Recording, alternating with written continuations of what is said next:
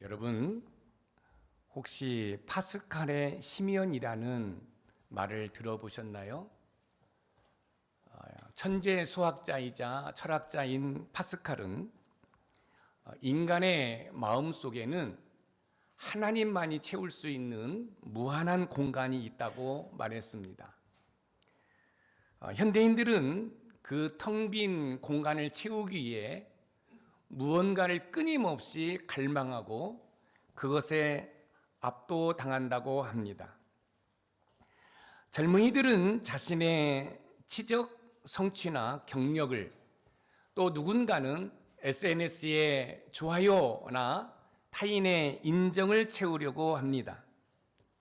그런데 무서운 사실은 우리가 간절히 원했던 그 대상이 마침내 우리 눈앞에 나타났을 때 우리는 그것을 하나님으로 착각한다는 것이 문제입니다. 오늘 본문의 사도 요한을 보시기 바랍니다. 그는 평생을 주님을 위해 헌신한 위대한 사도였습니다. 그런 그가 지금 새 하늘과 새 땅의 장엄한 환상을 봅니다. 수정같이 맑은 생명수의 강과 생명나무의 찬란함에 압도된 요한은 순간적인 영적 혼미함을 경험하게 됩니다. 사도 요한은 계시를 전달해 준 천사 앞에 엎드려 천사를 경배하려 한 것입니다. 이것은 요한만의 실수가 아닙니다.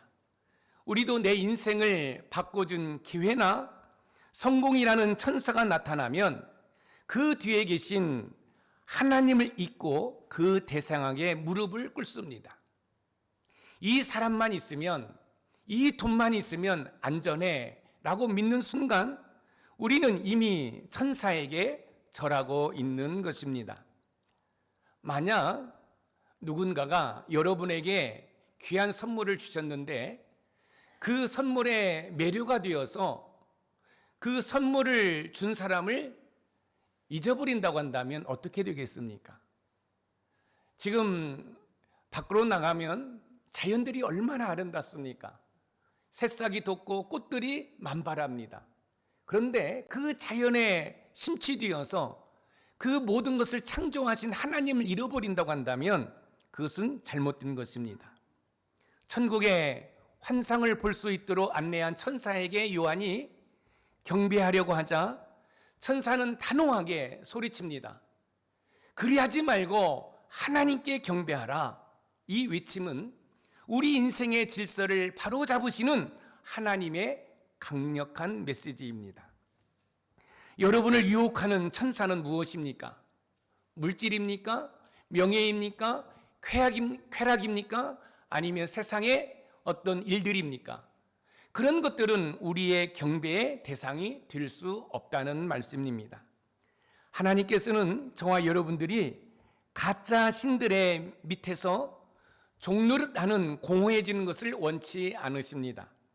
하나님께만 경배할 때 비로소 우리는 세상 그 무엇도 우리를 흔들 수 없는 진짜 자유를 얻게 되는 것이지요.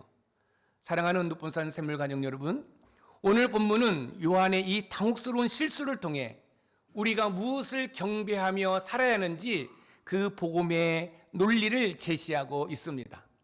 그럼 본문을 통해서 우리가 어떻게 하면 가짜 신들을 분별하고 오직 하나님 한 분만을 온전히 예배하는 인생이 될 수 있는지 본문을 통해 하나하나 살펴보면서 하나님의 은혜를 나누어 보도록 하겠습니다.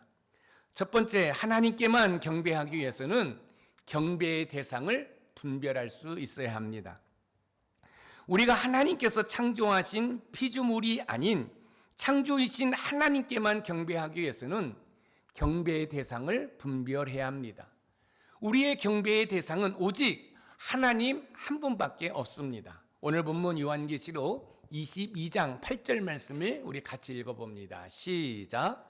이것들을 보고 들은 자는 나 요한이니 내가 듣고 볼 때 이 일을 내게 보이던 천사의 발 앞에 경배하려고 엎드렸더니 이것들을 보고 들은 자는 나 요한이니에서 이 요한은 보고라는 이 자기의 시야에 들어온 것을 지금 말하고 있는데 이것을 요한이 생생하게 체험한 것을 말하고 있습니다. 요한이 천사의 발 앞에 엎드려고 경배하려고 할 때 천사는 그렇게 하지 말라고 지금 이야기하고 있습니다.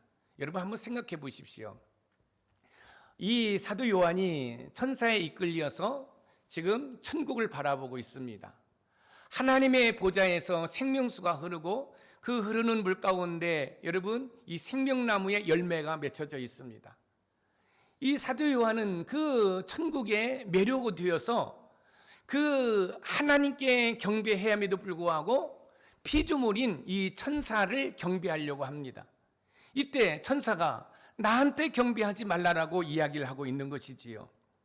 사도 요한은 반모섬에서 장엄한 천국 환상을 보았습니다. 환상의 마지막 부분에서 요한은 그 천국의 압도적인 광경에 매료되어서 천사에게 경배하려 합니다. 여기에서 경배하다는 것은 고대 근동에서 신이나 왕 앞에 완전히 엎드려 입을 맞추는 행위를 말합니다. 요한은 계시의 전달자인 천사와 원천인 하나님을 혼동하고 있습니다. 사도 요한은 천국의 환상에 압도되어 경배의 대상을 분별하지 못하고 천사에게 경배하려고 한 것입니다. 그러나 우리가 기억해야 할 것은 우리의 경배의 대상은 오직 하나님 한 분밖에 없음을 믿으시기 바랍니다. 그런데요, 우리의 삶을 한번 되돌아보시기 바랍니다. 여러분, 우리는 하나님을 경배한다고 하지만 우리의 생각과 우리의 마음속에 하나님보다 더 좋아하는 것이 있다고 한다면 여러분 그것이 우리의 우상이 될 수 있는 것이에요. 그래서 저와 여러분들이 하나님께만 경배하기 위해서는 우리가 분별할 수 있으셔야 돼요. 무엇을요? 여러분 이 경배의 대상이 누군지를 우리가 분별할 수 있어야 한다는 사실입니다. 우리는 어떻게 하면 경배의 대상을 잘 분별할 수 있을까요? 경배의 대상을 잘 분별하기 위해서는 모든 선한 것의 근원이 하나님임을 늘 우리가 의식을 가지고 살아야 합니다. 왜냐하면 인간의 마음은 끊임없이 가짜신을 만들어내는 공장과 같기 때문에 그렇습니다. 그러므로 잘 분별하기 위해서는 선한 것의 근원이 하나님이라는 사실을 우리는 알아야 합니다. 만약에 여러분들이 박사학위를 받았어요? 아니면 여러분의 사업에 성공이 되었어요? 그래서 이 박사학위나 이 사업에 성공한 것이 매료되어서 그런 것들이 여러분의 생각과 마음을 지배하고 있다고 한다면 여러분들은 그것이 여러분의 우상이 될 수 있다는 사실이에요. 때로는 물질이, 때로는 세상의 쾌락이, 때로는 사랑하는 사람이 여러분 우리의 우상이 될 수 있다는 말씀이에요. 그렇기 때문에 저와 여러분들이 오직 하나님께만 경배하기 위해서는 여러분 경배의 대상을 분별할 수 있어야 합니다. 우리 예수님께서는 하나님께만 경배하라고 말씀하고 있는 장면이 있는데 마태복음 4장 10절 말씀입니다. 우리 같이 읽어봅니다. 시작. 이에 예수께서 말씀하시되 사탄아 물러가라 기록되었으되 주 너의 하나님께 경배하고 다만 그를 섬기라 하였느니라. 주 너의 하나님께 경배하고 다만 그를 섬기라.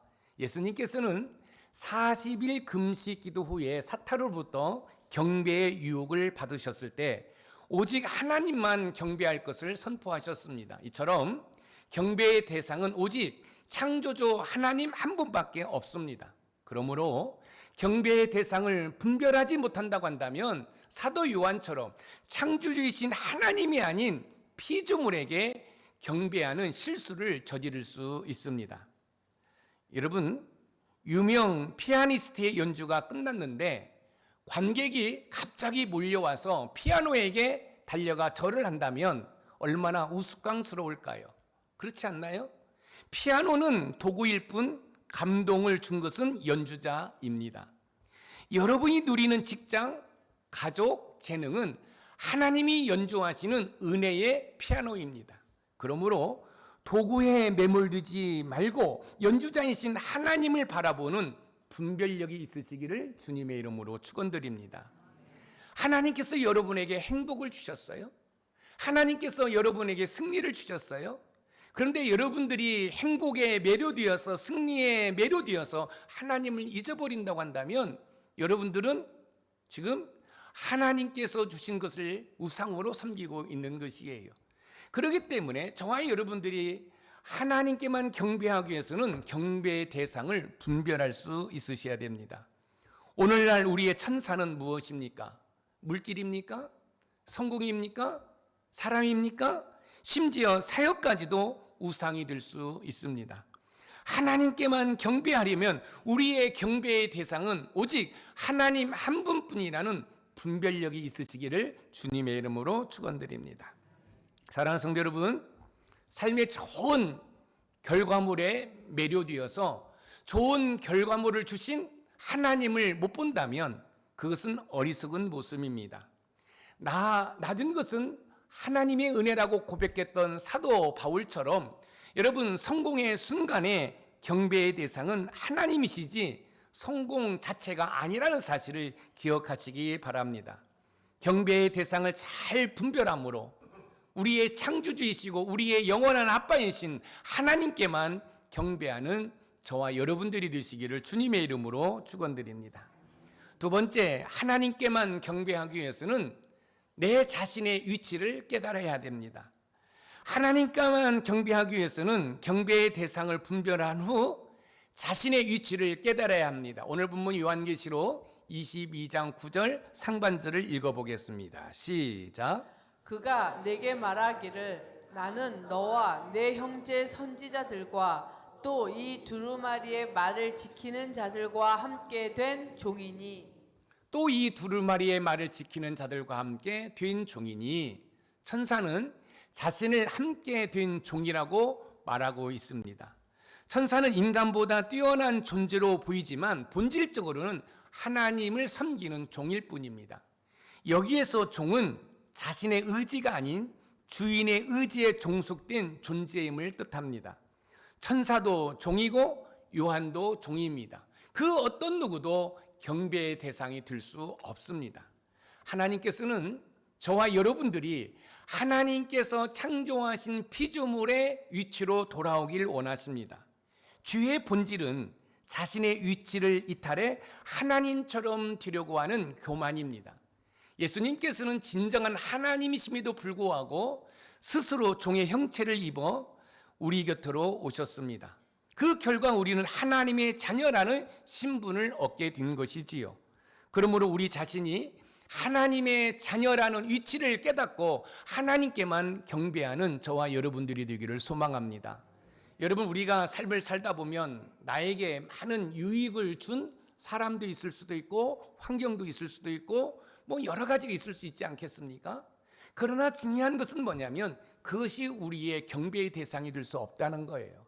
여러분 행복하십니까? 그 행복이 하나님께로부터 온 줄 믿으시기 바랍니다. 여러분의 삶에 샬롬 평강이 넘치십니까? 하나님께로부터 온 줄 믿으시기 바랍니다.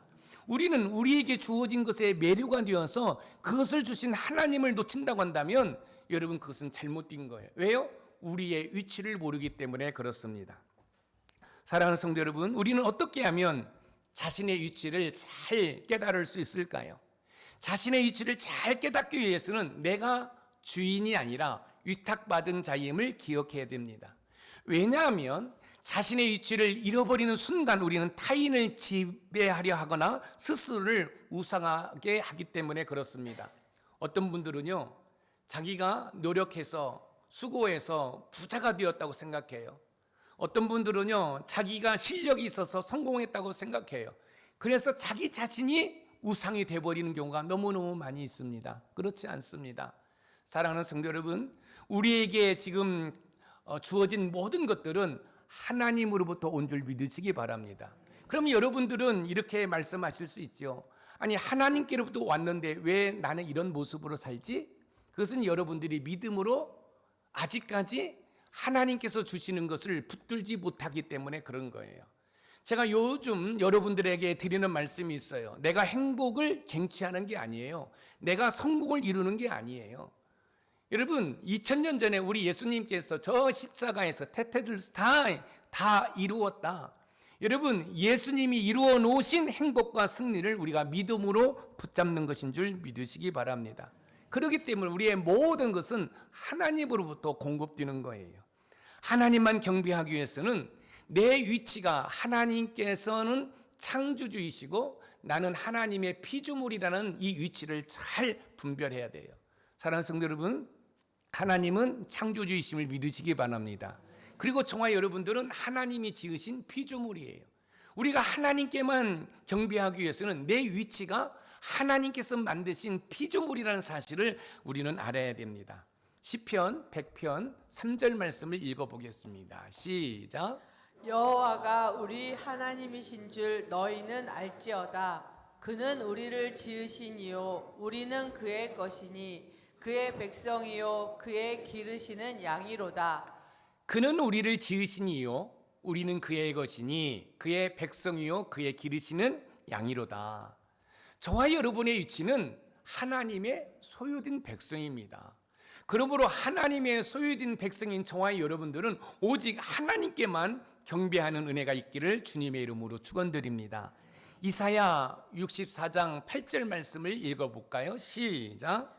여호와여 이제 주는 우리 아버지시니이다. 우리는 진흙이요 주는 토기장이시니 우리는 다 주의 손으로 지으신 것이니이다. 주는 토기장이시니 우리는 다 주의 손으로 지으신 것이니이다. 여러분, 저와 여러분을 지으신 분이 하나님이시라는 거예요. 그렇기 때문에 저와 여러분들의 위치를 분명히 알아야 하나님께만 우리가 경배할 수 있는 것이에요. 나의 위치를 알지 못하면 하나님을 경배할 수 없어요. 이어서 시편 139편 13절과 14절을 읽어봅니다. 시작. 주께서 내 내장을 지으시며 나의 모태에서 나를 만드셨나이다. 내가 주께 감사하옴은 나를 지으심이 심히 기묘하심이라. 주께서 하시는 일이 기이함을 내 영혼이 잘 아나이다. 주께서 내 내장을 지으시며 나의 모태에서 나를 만드셨나이다. 우리의 위치는 명확합니다. 우리의 위치는 하나님으로부터 지음을 받은 자들입니다. 그러므로 우리는 하나님을 경배해야 합니다. 여러분, 우리나라도 인권이 많이 좋아졌고 특별히 우리 장애인들의 인권이 많이 향상되었습니다. 그러나 선진국에 비교하면 많이 떨어지지요.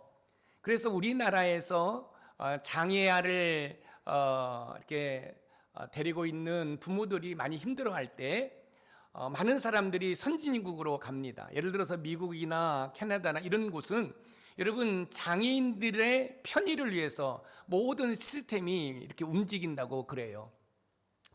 제가 여러분들한테 이런 말씀을 드려볼게요. 지금 우리는 하나님께서 나를 창조하셨다라고 말씀을 드려요. 그러면 어떤 분들은 자기의 외모에 대해서 나는 이 정도면 만족해. 또 어떤 분들은 자기 외모에 대해서 별로 여러분 이렇게 만족을 누리지 못하시는 분들도 있을 수 있어요. 그러나 여러분 우리가 기억해야 할 것은 내가 어떤 모습이라 할지라도 하나님의 형상으로 지음받았다는 거예요. 그래서 여러분 스스로도 여러분 자존감을 회복하는 은혜가 있기를 소망합니다. 그뿐만 아니라 우리가 다른 사람을 대할 때도 존귀하게 여길 수 있는 자세가 필요합니다. 왜요? 하나님이 지으신 걸작품이에요. 내가 생각할 때는 나는 이런 것이 부족해? 또 특별히 여러분 주변에 또 장애인을 이렇게 가족으로 두고 있는 분들이 계십니까? 그런데 여러분들이 기억해야 할 것은 왜 내 자식은 장애인이냐? 왜 나의 형제는 장애인이냐? 이 장애인으로 우리 가족들이 얼마나 힘든데. 그러나 우리가 영적으로 깨어있고 정말로 하나님의 주권을 믿는다고 한다면 하나님께서는 그 장애인, 좀 부족한 그 가족도 여러분 우리에게 선물로 주신 줄 믿으시기 바랍니다. 그래서 여러분들이 일상적인 삶 가운데 좀 몸이 장애가 있는 분들을 배려해 줄 수 있는 그런 은혜가 있기를 주님의 이름으로 축원드립니다. 여러분 그런 시스템이 여러분 선진국의 시스템인 거예요. 여러분 여기 보십시오. 주께서 내 내장을 지으시며 나의 모태에서 나를 만드셨나이다. 여러분 어떻게 되든 하나님께서는 여러분 한 분 한 분을 여러분 통해서 영광 받으시기를 원하시는 줄 믿으시기 바랍니다. 예를 들어서 우리가 한평생 수천 년, 수만 년을 장애로 산다고 한다면 그건 불공평한 것 같지요. 그러나 이 땅에서의 삶은 여러분 뭐 이제는 100세시다라고 얘기를 하지만 뭐 80, 90세예요. 그러나 예수님을 잘 믿으면 여러분 그 이후에 우리의 영혼은 천국에, 또 우리 예수님 재림하시면 우리는 저 천국에서 여러분 영원히 살게 됨을 여러분 믿으시기 바랍니다. 그 사실을 믿는다고 한다면 지금 이 땅에서의 삶의 고난과 아픔은 얼마든지 믿음으로 인내할 수 있다는 말씀입니다. 대사관의 대사가 아무리 권한이 커도 나라의 주인은 아닙니다. 주인의 명령을 전달하는 대리자일 뿐입니다. 우리가 주인 행세를 할 때 인생은 꼬이기 시작합니다. 내가 위탁받은 자임을 기억할 때 우리는 비로소 타인을 지배하거나 스스로를 우상화하는 죄에서 여러분 자유로울 수가 있습니다.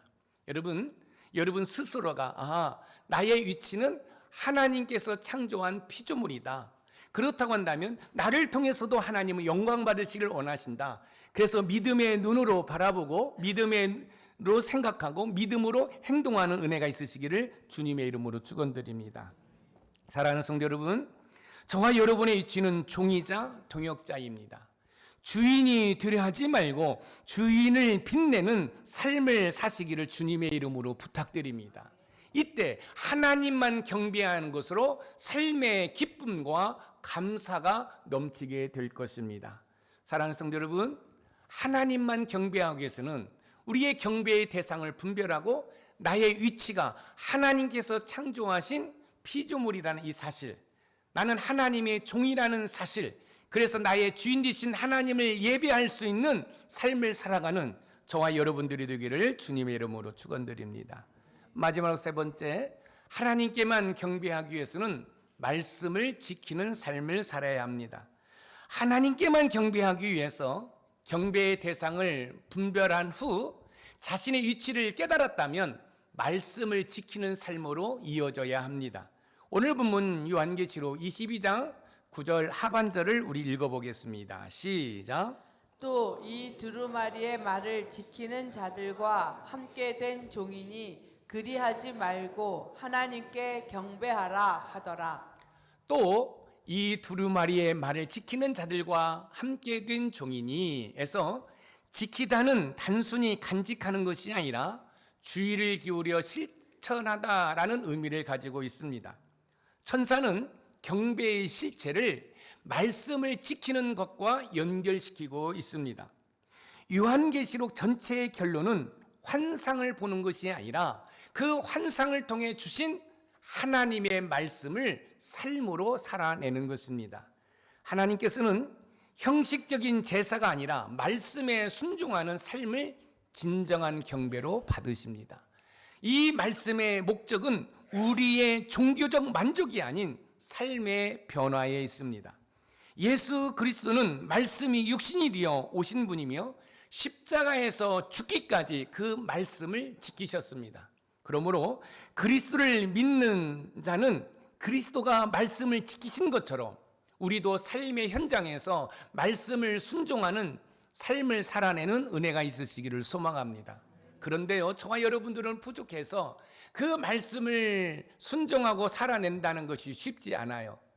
그러나 우리 심령 가운데 거하시는 성령 하나님의 도우심을 받는다고 한다면 우리도 얼마든지 여러분 말씀을 지키며 순종하는 삶을 살아갈 수 있음을 믿으시기 바랍니다. 사랑하는 성도 여러분, 우리는 어떻게 하면 말씀을 지키는 삶을 살 수 있을까요?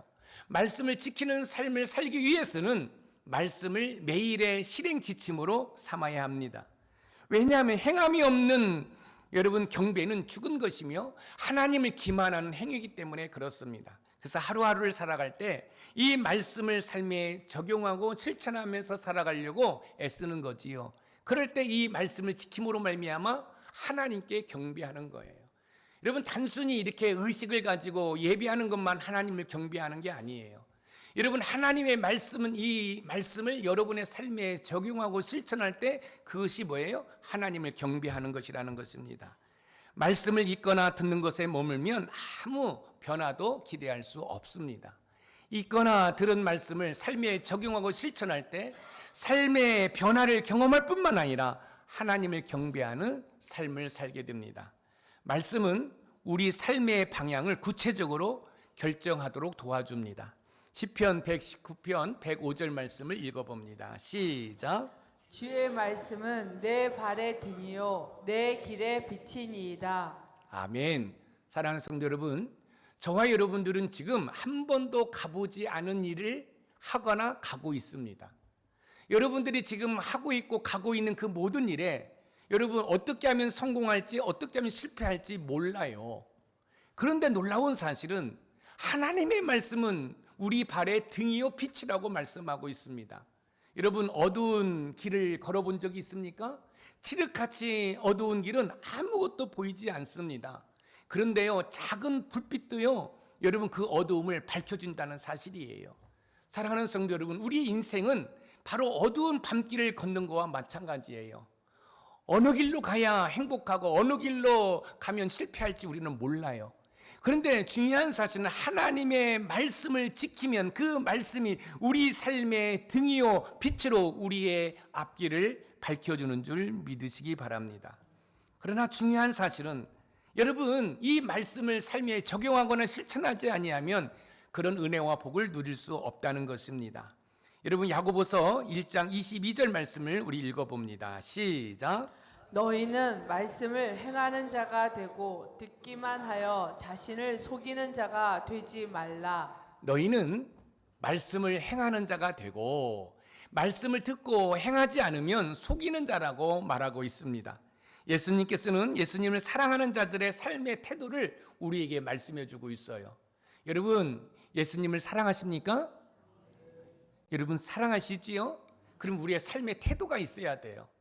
여러분 우리가 어떻게 삶의 태도를 보여야 예수님을 사랑한다는 것을 증명할 수 있을까요? 여러분 요한복음 14장 15절에서 그 해답을 찾을 수 있는데 우리 같이 읽어봅니다. 시작. 너희가 나를 사랑하면 나의 계명을 지키라. 너희가 나를 사랑하면 나의 계명을 지키리라. 예수님을 사랑하는 자들은 예수님의 계명을 지키는 자들이고 계명을 지키는 자들은 하나님께만 경배합니다. 결국 말씀을 지키지 아니하면 하나님을 경배할 수가 없습니다. 아무리 맛집 레시피를 달달 외우고 있어도 실제로 요리를 해서 먹지 않으면 배가 고플 수밖에 없습니다. 아무리 성경 공부를 많이 했다고 해도 말씀을 지키지 아니하면 아무런 변화를 기대할 수 없습니다. 천사는 말씀을 지키는 자들을 자신과 같은 종이라고 했습니다. 그러므로 말씀을 배우는 것에 머물지 말고 여러분 그 말씀을 지킴으로 말미암아 하나님께만 경배하는 저와 여러분들이 되기를 주님의 이름으로 축원드립니다. 나 저 말씀 알아. 나 제자훈련 받았어. 그리고 머물다고 한다면 마치 여러분들이 정말로 맛있는 음식을 만드는 레시피를 손에 쥐고도 음식을 안 만드는 것과 똑같아요. 여러분 레시피를 알고 있어도 음식을 만들지 아니하면 그 맛있는 음식을 내가 경험할 수 없는 거예요. 여러분이 성경을 알아요? 여러분 제자훈련 받으셨어요? 아무리 그렇다 할지라도 그 말씀을 여러분의 삶에 적용하거나 실천하지 아니하면 그 말씀의 능력을 체험할 수 없다는 말씀입니다. 사랑하는 성도 여러분, 말씀을 지키는 것이 가장 높은 수준의 경배입니다. 거창한 것이 아니어도 좋습니다. 미워하는 사람을 위해 기도하는 것, 정직하게 세금을 내는 것, 그 작은 순종이 하나님을 영화롭게 하는 것입니다. 이번 한 주간 말씀을 삶으로 번역해 보시기 바랍니다. 이거 수준 높은 이야기를 이해하실 수 있으셔야 되는데 이 성경 말씀을 여러분의 삶으로 번역하라는 거예요. 말씀을 한번 적용해보고 실천해보자는 거예요. 내가 저 사람을 한 대 때려주고 싶은데 내 이웃을 내 몸과 같이 사랑으로 했으니 사랑으로 한번 친절을 베풀어 보라는 거예요. 내가 지금 사업을 해요. 세금을 내야 돼요. 근데 이 세금이 너무 많아요. 그런데 말씀에 순종하기 위해서 그래 내가 세금을 내므로 말미암아 나보다 힘들게 사는 사람들이 혜택을 누릴 수 있어. 그래서 내가 기쁜 마음으로 세금을 낸다. 이것이 말씀을 삶으로 번역하는 거예요. 실천하는 거예요. 적용하는 거예요. 할렐루야. 그럴 때 이것이 하나님을 경배하는 것이라는 거예요. 저는 우리 높은산 샘물교회 모든 성도들이 하나님의 말씀을 지키는 은혜가 있기를 주님의 이름으로 축원드립니다. 오늘 본문은 우리가 어떻게 하나님만 경배할 수 있는지 보여주고 있습니다. 대상을 분별하고 종의 위치를 지키며 말씀을 실천하는 것입니다. 하지만 저와 여러분들은 연약합니다. 조금만 성공해도 내가 주인인 줄 알고 말씀보다는 내 유익을 따라 살고 있습니다. 또한 주 때문에 우리는 스스로 온전한 예배자가 될 수 없습니다. 그러나 우리에게 소망이 있는 이유는 우리를 위해 완벽한 예배를 드리신 예수 그리스도가 계시다는 사실입니다.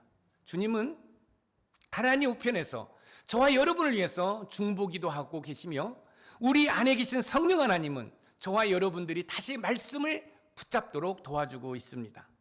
우리가 실패할 때마다 다시 일어날 수 있는 이유는 주님의 은혜가 저와 여러분들을 붙들고 있기 때문에 그렇습니다. 사랑하는 성도 여러분, 이번 한 주 세상을 향했던 우리의 시선과 마음을 하나님께 돌려 하나님께만 경배하는 저와 여러분들이 되기를 소망합니다. 여러분, 자연을 보십시오. 얼마나 아름답습니까? 저는요, 요즘에 운전하는 게 너무너무 행복해요. 여러분, 이 산마다요, 이 새싹이 돋고요, 또 꽃들이 이렇게 있는 모습을 보면서 이런 생각을 해요.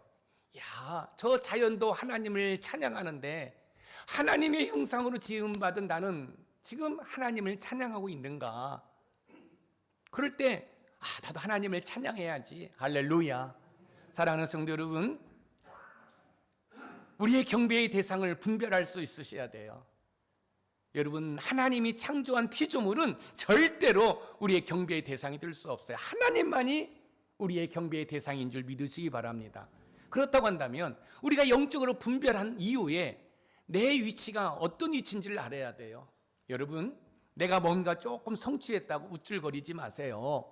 여러분, 그 성취한 것은 하나님의 은혜로 된 줄 믿으시기 바랍니다. 나도 하나님의 피조물이에요. 나는 하나님의 종이에요. 그런 다음에 그것을 말씀으로 이어지는 거죠. 그럴 때 그것이 진정한 하나님을 경배하는 것이라는 거예요. 여러분, 지식적으로 말씀을 알고 있어요? 여러분, 지식적으로 깨달았어요? 그러나 나의 삶에 적용하거나 실천하지 아니하면 그것은 아무것도 아니에요. 진정한 하나님을 경배하기를 원한다고 한다면 여러분, 분별하고 위치를 깨닫고 여러분, 말씀으로 이어지는 순종이 있으시기를 주님의 이름으로 축원드립니다. 이때 저와 여러분들은 진정한 경배자의 삶을 살아가는 것입니다. 오늘 말씀의 키워드를 한번 읽어보겠습니다. 시작. 하나님께만 경배하기 위해서는 경배의 대상을 분별한 후 자신의 위치를 깨달았다면 말씀을 지키는 삶으로 이어져야 한다. 아멘. 말씀으로 이어지지 아니하면 그건 진정한 경배가 될 수 없습니다. 그래서 우리 높은산 샘물교회 모든 성도들은 말씀으로 이어져서 만군의 여호와 하나님, 지금도 살아계셔서 역사하시는 창조주 하나님만 경배하는 그런 은혜가 있으시기를 주님의 이름으로 축복합니다. 우리 합심기도 우리 큰 목소리로 외쳐보겠습니다. 시작. 내 삶의 우선순위가 하나님보다 앞섰던 모든 가짜 우상들을 내려놓고 오직 주님만 분별하여 경배하게 하소서. 아멘. 내가 주인 되려 했던 교만을 회개하며 하나님의 선한 청지기로서 겸손하게 맡겨진 사명을 감당하게 하소서. 아멘. 머리로만 아는 신앙이 아니라 한 주의 삶 속에서 말씀을 구체적으로 실천하는 참된 예배자가 되게 하소서. 아멘. 아멘. 사랑하는 성도 여러분, 하나님은 창조주이시고 저와 여러분들은 피조물입니다. 피조물이라는 것은 하나님께서 지으셨다는 거죠. 그래서 우리의 경배의 대상은 그 어떤 것도 될 수 없습니다. 오직 하나님 한 분뿐이신 줄 믿으시기 바랍니다. 이번 한 주간 자연을 보면서 저런 아름다운 자연과 함께 하나님을 찬송하고 경배하는 저와 여러분의 삶이 되기를 주님의 이름으로 축복합니다. 이 시간